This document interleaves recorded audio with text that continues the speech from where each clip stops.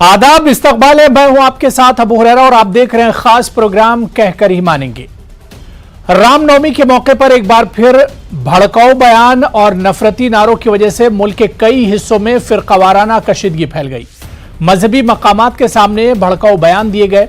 इससे पहले भी इंतखाबात के वक्त भड़काऊ बयानबाजी का सहारा लिया गया। सवाल यह उठता है कि आखिर इस नफरती बयान पर लगाम क्यों नहीं लगती है। खुलेआम समाज को तोड़ने की कोशिश की जाती है, लेकिन कार्रवाई के नाम पर सख्त कदम नहीं उठाया जाता है। आज इसी को हम समझने की कोशिश करेंगे कि भड़काऊ बयानबाजी होती है, हेट स्पीच होती है, लेकिन जिस तरह की कार्रवाई इस पर होनी चाहिए, समाज को तोड़ने की जो लोग कोशिश करते हैं, इन पर जिस तरह का सख्त कदम उठाया जाना चाहिए, इस तरह की कार्रवाई आखिर क्यों नहीं होती है। या जो लोग समाज को तोड़ने की कोशिश करते हैं, समाज में नफरत फैलाने की कोशिश करते हैं, वो कार्रवाई से बच कैसे जाते हैं। आज इसी को हम समझने की कोशिश करेंगे। बहुत खास मेहमान मेरे साथ जुड़े हुए हैं। बहुत जल्दी अपने मेहमानों का आपसे तारुफ करा देता हूं। मेरे साथ सीबी पांडे साहब जो कि साबिक जज हैं, डॉक्टर एसएच रावत साहब हिंदू धर्म गुरु हैं, एसपी वैद साहब साबिक डीजीपी हैं और मुफ्ती मंजूर ज़ियाई साहब इस्लामिक स्कॉलर हैं। सभी मेहमानों का बहुत इस्तकबाल है न्यूज़ 18 उर्दू में। मैं सबसे पहले एसपी वैद साहब आपसे सर शुरुआत करना चाहूंगा। काफी तजुर्बा इंतजामिया में आपको है कि सर मुल्क में इससे पहले भी हमने देखा कि हेट स्पीच का दौर चलता रहा है, हेट स्पीच और नफरती बयानबाजी होती रही है। अभी पिछले दिनों रामनवमी के मौके पर भी हमने देखा कि इसी हेट स्पीच की वजह से, नफरती बयानबाजी की वजह से, नारों की वजह से किस तरह से मुल्क के कई स्टेट में फसाद फैल गया। लेकिन सर जो सबसे अहम सवाल है वो यही है कि जो लोग समाज को तोड़ने की कोशिश करते हैं, उनके खिलाफ जितना सख्त कदम उठाया जाना चाहिए उस तरह की कार्रवाई नहीं होती है। वैद साहब जी, अबू जी, मैं बिल्कुल आपसे सहमत हूं। मैं खुद एज ए पुलिस अफसर और इस शहर, इस मुल्क का रहने वाला जो ये सब देख रहा है, मुझे बहुत तकलीफ होती है क्योंकि हमने अपनी ट्रेनिंग के दौरान और सर्विस के दौरान 35 साल की सर्विस में ये देखा कि अगर इस मुल्क को तोड़ना है, अगर इस मुल्क को बर्बाद करना है, तो ये आपसी भाईचारा खराब करो, ये हमारे दुश्मनों को करना चाहिए। और मुझे बहुत अफसोस है कि हम खुद इसमें हम लोग वो काम करें जो हमारे दुश्मनों को करना चाहिए। हम सोचते थे कि आईएसआई और पाकिस्तान इसमें तेल घी डाल रहा है आग में, लेकिन जब हमारे लोग यहाँ ऐसी बयानबाजी करते हैं, चाहे वो किसी भी धर्म से ताल्लुक रखते हैं, किसी भी कम्युनिटी से ताल्लुक रखते हैं, तो आप इस मुल्क को कमजोर कर रहे हैं, इस मुल्क को आपसी भाईचारा खराब कर रहे हैं, और फिर तो दुश्मन उसका फायदा लेगा। अगर मेरे घर में लड़ाई झगड़ा है तो मेरा पड़ोसी उसका फायदा लेगा। मेरा ये कहना है कि हमने ये सीखा था कि, और ये किया भी अपने 35 साल की सर्विस में, कि जहां कम्युनल राइट्स क्रिएट करने की कोशिश की जाती है, उनके खिलाफ सख्त से सख्त कार्रवाई होनी चाहिए। यही हमारी ट्रेनिंग में सिखाया गया और यही हमने अपने 35 साल सर्विस में प्रैक्टिकल किया। तो मुझे बड़ी हैरानगी होती है कि पुलिस को जिस तरह से इनके खिलाफ कार्रवाई करनी चाहिए वो नहीं हो रही, और चाहे वो हिंदू हो, मुस्लिम हो, सिख हो, क्रिश्चियन हो, जो भी ऐसे बयानबाजी करता है उसके खिलाफ सख्त से सख्त कार्रवाई होनी चाहिए। और बिल्कुल एसपी वैद जी, आपको बहुत तजुर्बा है, और ये हेट स्पीच जिसकी हम बात करते हैं, भड़काऊ बयानबाजी, इसकी शुरुआत सर जम्मू कश्मीर में बहुत पहले हुई थी, जिस वक्त कश्मीरी पंडितों को कश्मीर से निकाला गया है। तो इसकी जो हिस्ट्री है वो तो बहुत पुरानी है वैद साहब। बिल्कुल सही है। ये अगर आपको याद होगा 1986 में अनंतनाग राइट्स हुए, उसके बाद 90 में आपने जो सारा माहौल कश्मीर में देखा, तो इनके खिलाफ कार्रवाई काफी सख्ती से हुई, और मैं समझता हूं इनके खिलाफ कार्रवाई होनी चाहिए। लेकिन प्रॉब्लम जो आ रही है कि इनको पॉलिटिकल पार्टीज इसको एजेंडा बना रही हैं, पॉलिटिकल पार्टीज का पैट्रोनेज इन क्रिमिनल्स को मिल रहा है। और चाहे वो हैदराबाद में बयानबाजी हो रही हो, चाहे हरिद्वार में हो रही हो, तो ये सारा माहौल खराब जो हो रहा है, ये मैं समझता हूं कहीं ना कहीं इसमें पॉलिटिकल पार्टीज का शय रहती है।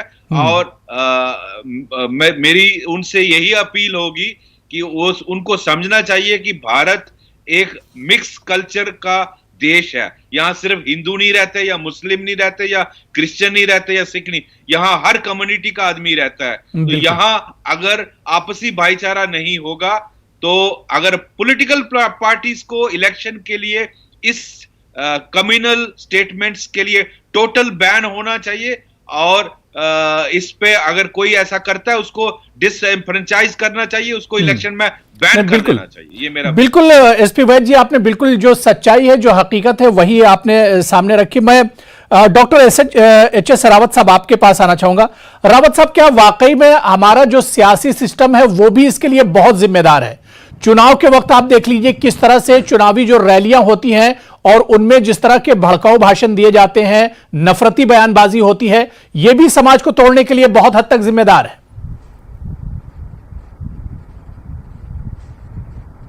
देखिए, इसमें अबू हुरैरा साहब कोई दो राय नहीं है। जब से देश मुगलों के अधीन था, गुलाम था, तब से ये हेट स्पीचें चल रही हैं, षड्यंत्र चल रहे हैं। और देश आजादी से पहले भी अगर जिन्ना की स्पीचें देखें तो इसमें भी कोई दो राय नहीं है कि कहीं ना कहीं पॉलिटिकल पार्टियों ने इस देश का विभाजन किया, और जो नेता हैं छुटभइये, वो अपने आप को बड़ा करने के लिए, अपनी कम्युनिटी के लिए बढ़िया बढ़िया भड़काऊ स्पीच देते हैं। अभी अकबरुद्दीन ओवैसी साहब को देख लो, कितनी भयंकर और इतनी हेट स्पीच दी थी। उसकी क्रिया की प्रतिक्रिया में अगर आप देखें तो बहुत सारे साधु संतों ने स्पीचें दी, उससे पहले नहीं दी गई थी।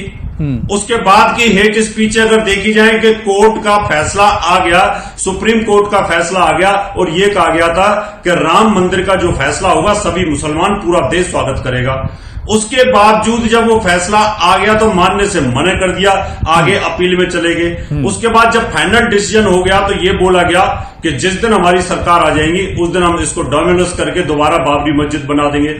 लेकिन हुआ क्या? अभी कुछ नहीं हुआ, कोई केस रजिस्टर्ड नहीं है, कुछ भी नहीं हुआ।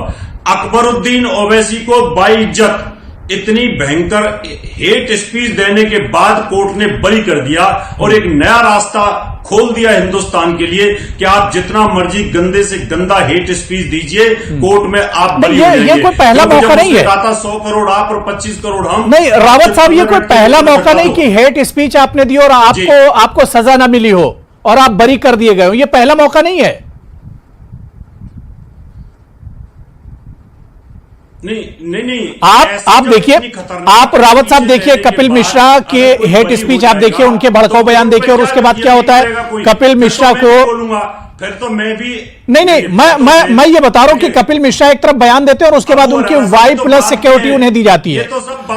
आप हालिया दिनों में देखिए, केजरीवाल के घर पर जो बीजेपी के लोग जाके हंगामा करते हैं, पार्टी बाद में उनकी तारीफ करती है। जयंत सिन्हा को आप ले लीजिए, वो पहलू खान को मारने वाला जब जेल से बाहर निकलता है तो उसको हार और माले पहनाए जाते हैं। तो ये तमाम चीजें हैं, इस तरह से इसे बढ़ावा मिल रहा है। साहब, क्रिया की प्रतिक्रिया है।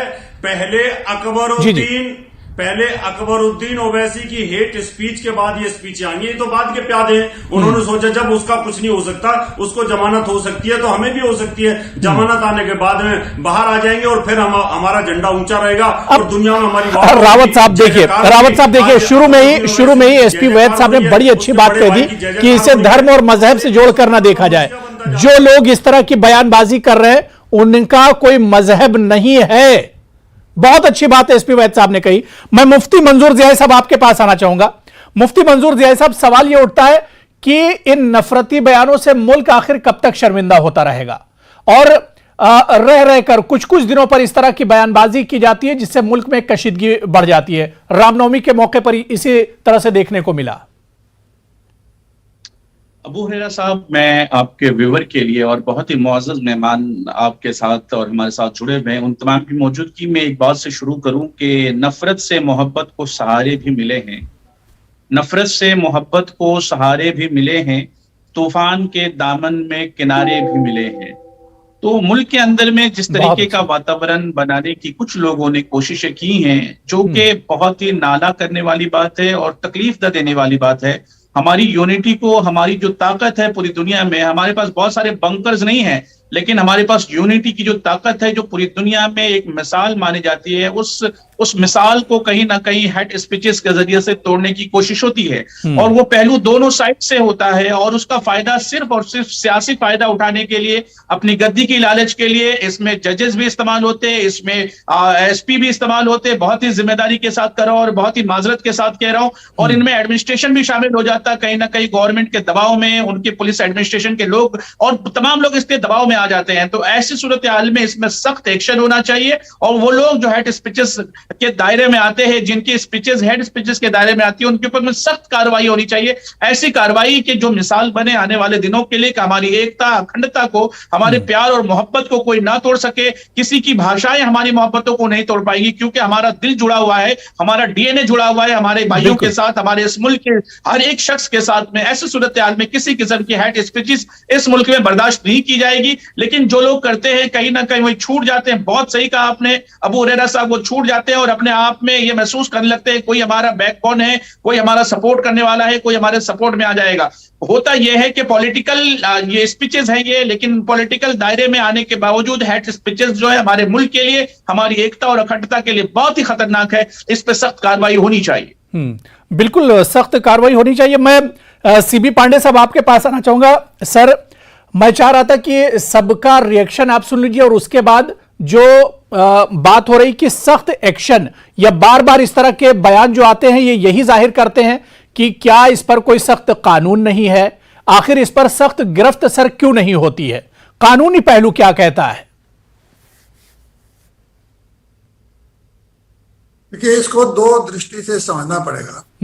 एक तो कानून तो बहुत पहले से है और ये आजादी के पहले क्या अंग्रेजों के जमाने में इंडियन पेनल कोड में हेट स्पीच देने के बारे में प्राविधान है और वो इसका मतलब वो 100 साल पुराना 1858 का कानून है। आप समझ लीजिए तब से चल रहा है इंडियन पेनल कोड के समय से उसमें प्रोविजन किया गया, जिसका मतलब उस जमाने से लोग घृणा पैदा करने के लिए, कमजोर असंतोष पैदा करने के लिए, लोगों ने आपसी विद्वेष पैदा करने के लिए बातें कहा करते थे, तभी तो उन्होंने ऐसे कानून के प्रावधान बनाए। लेकिन सवाल उसका ही नहीं है। सवाल जब देश में इस समय जो हो रहा है उसके परिप्रेक्ष्य में बात करूंगा कि ये जो हेट स्पीच है ये कोई आम आदमी जो देने वाला है वो तो आम आदमी के ये कैटेगरी है ही, लेकिन जो ये पॉलिटिकल लोग हैं, जो पॉलिटिकल पार्टी लीड कर रहे हैं, जो चुनाव के इलेक्शन प्रोसेस में इन्वॉल्व है, जो एमएलए, एमपी और मिनिस्टर है और यहाँ तक कि गवर्नर और अभी राष्ट्रपति तो किसी नहीं दिया, लेकिन गवर्नर तक लोगों ने हेट स्पीच में शामिल है, तो इन लोगों को कैसे आप कंट्रोल करेंगे? और ये हेट स्पीच का जो डिफिनीशन है इंडियन पेनल कोड में वो एक, और उस पर जो सुप्रीम कोर्ट के जजमेंट्स हैं उसमें दिक्कत ये है कि आपके हेट स्पीच देने से अगर कोई डिस्टरबेंस नहीं फैलता, अगर कोई वायलेंस नहीं होता है तो उसको कोर्ट मानती नहीं है कि हेट स्पीच है।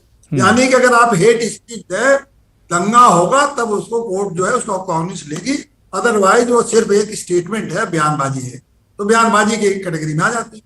तो नेता लोग जितने पॉलिटिकल लोग हैं सारे के सारे हेट स्पीच में इन्वॉल्व हैं, चाहे इस पार्टी को चाहे उस पार्टी को, कोई दूध का धुआं नहीं है। सारे के सारे एक दूसरे को गाली देते हैं, दूसरे को नीचा दिखाने हैं, दूसरे को भड़काते हैं, दूसरे में दंगा फैलाने की कोशिश करते हैं। तो ये तो सारी पॉलिटिकल पार्टी कर रही है। तो इसलिए कोई कहना है कि हेट स्पीच, लेकिन इनके ऊपर कार्रवाई नहीं होती है। क्योंकि इंडियन पेनल कोड में इनके स्पीच देने से भाषण होकर चले गए, उसके बाद दंगा नहीं होता, क्योंकि दंगा कराने का इनकी मंशा होती नहीं। इनको तो एक दूसरे को डिमीन करना है, दूसरे को भड़काना, उनके सेंटिमेंट को हर्ट करना, ये रहता है। इसलिए जो पॉलिटिकल वोट का मकसद पूरा हो जाता है। लेकिन इसीलिए ये मैटर सुप्रीम कोर्ट में गया कि ये जो आपने हेट स्पीच जो पॉलिटिशियन देते हैं, जो नेता लोग है बड़े बड़े पदों पर बैठे और यहाँ तक तो इन लोगों को जो हेट स्पीच है इनको कैसे कंट्रोल करें? इलेक्शन कमीशन एकदम पंगु है, वो इलेक्शन कमीशन पॉलिटिकल पार्टी को रजिस्टर तो कर लेती है, लेकिन वो रजिस्टर करने के अलावा उसके पास कोई पावर नहीं है कि उनके खिलाफ कोई एक्शन ले। और तो एक तरह से इलेक्शन कमीशन अपना हाथ खड़े कर लेती। अब गवर्नमेंट को ऐसे कानून बना नहीं रही, बिना पार्लियामेंट के बने कंट्रोल के ये नहीं बिल्कुल बिल्कुल बार बार इस तरह की जो गलतियां होती हैं, बार बार इस तरह जो नफरत फैलाने की कोशिश की जाती है, इसके पीछे सर बड़ी वजह ये भी है कि इस पर जितनी सख्ती होनी चाहिए उतनी सख्ती नहीं की जा रही है, या उतना सख्त कानून नहीं है। मैं एसपी वैद्य जी आपके पास आना चाहूंगा। सर, इस बुराई को कैसे खत्म करेंगे? और हालिया दिनों में, मौजूदा वक्त में जो सिनेरियो आप देखिए कि ये चीज तो बढ़ती जा रही है धीरे धीरे, इससे तो समाज को और खतरा बढ़ता जा रहा है। सर बिल्कुल अबू हुरैरा साहब, आप बिल्कुल दुरुस्त फरमा रहे हैं। जहां तक आम आदमी का सवाल था, अगर वो हेट स्पीच देता था तो पुलिस उसके खिलाफ बाजब कार्रवाई, जो हमारे को पैनलिस्ट जज साहब कह रहे थे, इसमें कानून है, इंडियन पैनल कोड में, सीआरपीसी में पनिशमेंट का प्रोविजन है, क्योंकि ये आज नहीं, अंग्रेजों के टाइम पे भी ये ऐसा हेट स्पीचेस दी जाती थी, तो उसके खिलाफ बाजब कार्रवाई होती थी। प्रॉब्लम ये आई है कि पॉलिटिकल पार्टीज इसमें कुछ टाइम से मैं देख रहा हूं कि इस तरह से कूद गई हैं, और किसी एक पार्टी की मैं बात नहीं कर रहा, अक्रॉस द स्पेक्ट्रम। सही। और उन प्रॉब्लम उनकी ये है कि वो सारे बड़े बड़े लोग हैं।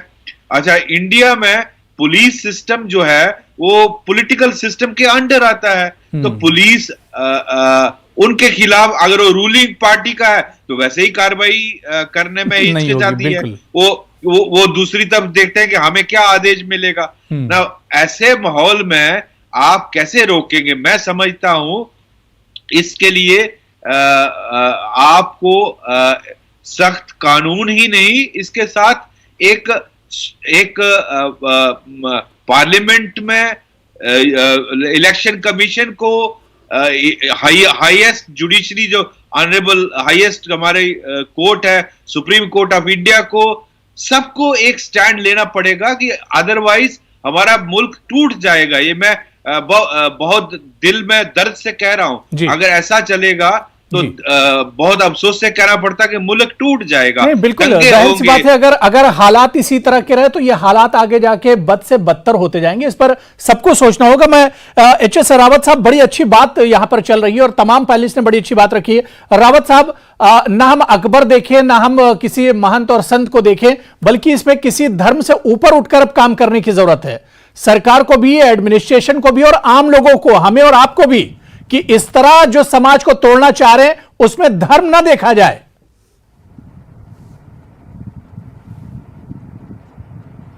देखिए, बिल्कुल ठीक है आपकी बात, धर्म नहीं देखा जाना चाहिए, लेकिन धर्म देखा जाता है। अगर धर्म ना देखा जाता तो जितने भी आतंकवादी हैं इस प्रकार की बातें ना करते कि अल्लाह अकबर करके और हिंदुओं को भूनना शुरू कर दिया और मस्जिद से उठा करके जम्मू कश्मीर के अंदर अनाउंसमेंट करनी शुरू कर दी। अब वो इतिहास को आप खत्म तो नहीं कर सकते। अब उस इतिहास का क्या किया जाए कि जो इतिहास पीछे इतना बुरा हुआ है, तो क्रिया की प्रतिक्रिया है। तो अब यहां से एक शुरुआत आती है, पहले रावत साहब यहां से एक शुरुआत होनी चाहिए। लोगों की चलती रही। रावत साहब देखिए, हालात फिर बद से बदतर होते जाएंगे, जिस तरह से वैद्य साहब ने कहा, सीबी पांडे साहब ने कहा कि अब यहां से एक शुरुआत कम से कम होनी चाहिए। समाज को तोड़ तो नहीं सकते हम।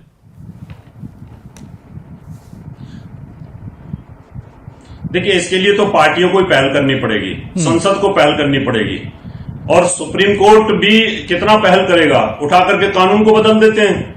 जब प्रेशर आता है, सावानो केस के अंदर क्या हुआ, सुप्रीम कोर्ट का फैसला कुछ और था, राजीव गांधी ने फैसला कुछ और पलट दिया। तो इसलिए यहां पर विल पावर और सारी की सारी संसद के पास जो अधिकार है कानून के, उनको ही कहीं ना कहीं मजबूती के साथ। मुफ्ती मंजूर जय साहब, हालात कैसे बदलेंगे सर? पार्टियों पे हालात कैसे बदलेंगे? क्योंकि दिन ब दिन हम देख रहे हैं हालात बिगड़ते ही जा रहे हैं। देखिए अबू हुरैरा साहब, एक बात हमें और आपको जिम्मेदारी लेनी होगी, कॉमन मैन को जिम्मेदारी लेने की, हर एक शख्स को अपनी रिस्पॉन्सिबिलिटी को समझना पड़ेगा। उसमें एक और शेर में कह देता हूं ताकि आपके व्यूअर इस बात को बखूबी समझ लें कि नफरत के खजाने में तो कुछ भी नहीं बाकी। सच ये है कि नफरत बहुत छोटी सी जगह पर है और बहुत कम लोगों में पलती है। मोहब्बतों की तादाद बहुत है, मोहब्बतों का खजाना पूरे मुल्क के तमाम देशवासियों के दिलों में बसता है। मैं आपको लफ्जों में यूं कह रहा था कि नफरत के खजाने में तो कुछ भी नहीं बाकी, थोड़ा सा गुजारे के लिए प्यार बचाएं। तो बहुत अभी खूब। आज हमें प्यार बचाने की जरूरत है, मोहब्बतें बांटने की जरूरत है, एक दूसरे के तही अब्सॉर्ब करने की जरूरत है, एक दूसरे को इंडोर्स करने की जरूरत है, एक दूसरे को बर्दाश्त करने की जरूरत है, और प्यार और बिल्कुल। मोहब्बत से सीबी बर्दाश्त पांडे करें। साहब, एक इस दूसरे पर क्या लगता है कि अब कानून पे भी नजरसानी करनी होगी? जो कानून तो बहुत पहले से है, लेकिन और सख्त इस कानून को करना होगा। नहीं नहीं, कोई कानून नहीं है, ये गलतफहमी है कि इसके लिए हेट स्पीच देने के लिए पॉलिटिशियन को हेट स्पीच अगर दे रहे हैं, उसमें कोई दंगा अगर उससे नहीं होता है तो उनको कानून, ऐसा कोई कानून नहीं है जिससे कि उनको सजा देना जी। है। तो पहले कानून बनाइए, और बिना कानून बनाए इनके खिलाफ कार्रवाई नहीं हो सकती। अगर कानून बना के इनके मैं मुफ्ती साहब आ रहा हूं जी। मिसकंडक्ट कानून लगाइए, पॉलिटिशियन खिलाफ एक्शन लीजिए, देखिए अभी खत्म हो जाएंगे हेट स्पीच। बहुत अच्छी बात। इसको कानून के द्वारा बंद करना पड़ेगा। और ये पॉलिटिशियन को लीजिए, जिस दिन प्राइम मिनिस्टर को आप कटघरे में हेट जी जी देने के लिए करेंगे, चीफ मिनिस्टर को खड़ा करेंगे, उनके खिलाफ मुकदमा चलाएंगे, देखिए हेट स्पीच बंद हो जाएगा। ठीक है वो तो मुफ्ती एक साहब, बड़े नेता बिल्कुल बोलते वक्त हैं, की कमी, बहुत भाई- माजरत के साथ मुफ्ती साहब 10 सेकंड आपको दे रहा हूं जी।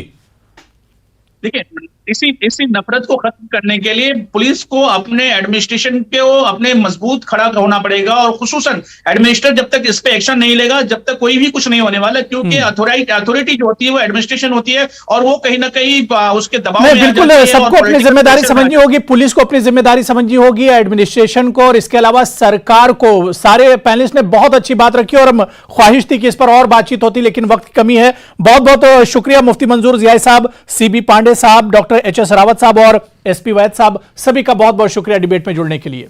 आदाब।